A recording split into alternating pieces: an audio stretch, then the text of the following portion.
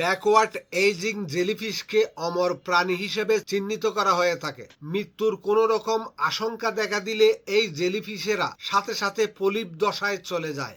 চারপাশে mucus membrane তৈরি করে গুটি বেঁধে শরীরের সব কোষকে নতুন কোষে রূপান্তর করে।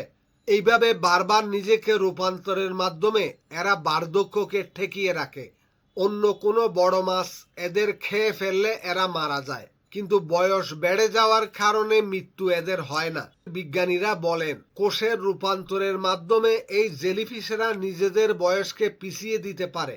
এইভাবে স্টাডি টার্টলদেরও বয়স কিন্তু বাড়ে না। সেই দিক থেকে রিজেনারেটিং ফ্ল্যাট ওয়ার্ম ও অমর। এদের শরীরের কোনো অংশ কেটে দুটুকরো করে দিলে পৃথক দুটি ফ্ল্যাট ওয়ার্ম তৈরি হয়ে যায়। এই প্রাণীগুলোর ডিএনএ কারেকশন করেই দীর্ঘ যৌবনের গবেষণা এগিয়ে চলছে।